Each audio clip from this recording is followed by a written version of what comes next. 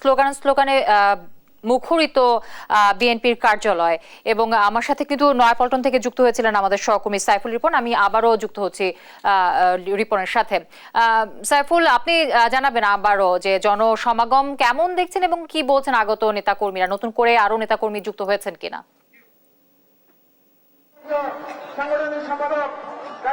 যদি আজকের এই র্যালিকে কেন্দ্র করে কিন্তু সকাল থেকেই বিপুল সংখ্যক নেতাকর্মী নয়াপল্টনের এই দলের কেন্দ্রীয় কার্যালয়ের সামনে উপস্থিত হয়েছেন এবং ঢাকা সহ ঢাকার আশেপাশের যে বিভিন্ন জেলাগুলো রয়েছে সেই জেলাগুলো থেকে বিএনপি এবং এর সহযোগী বিভিন্ন অঙ্গ সংগঠনের নেতাকর্মীরা আজকের এই বর্ণাঢ্য র্যালিতে অংশগ্রহণ করছেন।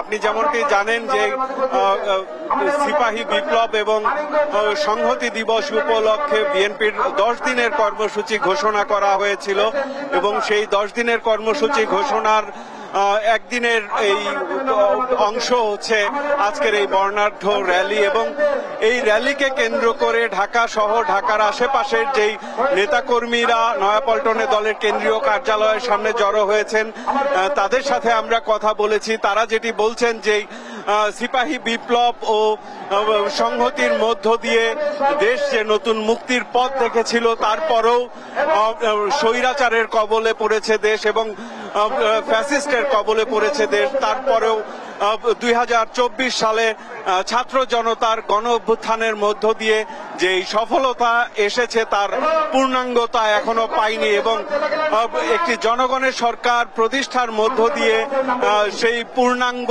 ফসল ঘরে তুলবে এবং একটি জনকল্যাণমূলক রাষ্ট্র গড়ে তোলার জন্য যে আন্দোলন, সেই আন্দোলন এখনো চলমান রয়েছে বলে এখানে উপস্থিত নেতাকর্মীরা বলছেন। এবং বিভিন্ন স্তরের নেতাকর্মীরা যেটি দাবি করছেন যে একটি জনগণের সরকার প্রতিষ্ঠার জন্য জনগণের প্রত্যক্ষ ভোটে নির্বাচিত সরকার প্রতিষ্ঠা না হওয়া পর্যন্ত তারা রাজপথের যে আন্দোলন, সেই আন্দোলন তারা চালিয়ে যাবেন। তাছাড়াও যেহেতু ইতিমধ্যেই সরকার স্বৈরাচারের কবল থেকে মুক্ত হয়েছে দেশ, তারা যেটি বলছেন এই দেশ যেন আর কখনো কোনো স্বৈরাচার বা ফ্যাসিস্টের কবলে না পড়ে, সেই বিষয়টি সচেতন থাকার জন্য কিন্তু নেতাকর্মীদের উদ্দেশ্যে যারা কেন্দ্রীয় নেতারা যারা বক্তব্য রাখছেন তারা কিন্তু আহ্বান জানাচ্ছেন এবং তারা যেটি বলছেন কোনো ধরনের বিশৃঙ্খলায় যেন অংশগ্রহণ তারা না করেন এবং একটি শান্তিপূর্ণ আন্দোলনের মাধ্যমে একটি জনগণের সরকার নির্বাচনের জন্য তারা যেন শান্তিপূর্ণ আন্দোলন অব্যাহত রাখে এবং তাদের নিজেদের ঐক্য যেন বজায় রাখে, সেই বিষয়টি কিন্তু আহ্বান জানানো হচ্ছে।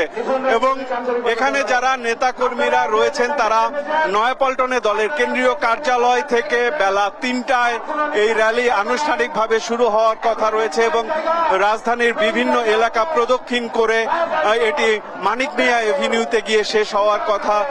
এবং আজকের এই র্যালির যে র্যালি পূর্ব সংক্ষিপ্ত সমাবেশ, সেখানে বক্তব্য রাখবেন বিএনপির ভারপ্রাপ্ত চেয়ারম্যান তারেক রহমান এবং তার বক্তব্যের মধ্য দিয়ে দলের নেতাকর্মীদের প্রতি নতুন কোনো নির্দেশনা আসে কিনা সেটি শোনার জন্য অপেক্ষা করতে হবে।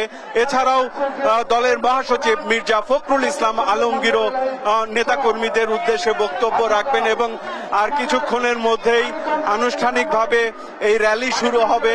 এবং র্যালিতে যারা নেতারা রয়েছেন, কেন্দ্রীয় নেতারা যেটি বলছেন র্যালির শুরু থেকে শেষ পর্যন্ত যেন নেতাকর্মীরা মানিক মিয়া এভিনিউ পর্যন্ত তারা র্যালিতে অংশগ্রহণ করেন সেই আহ্বান জানাচ্ছেন।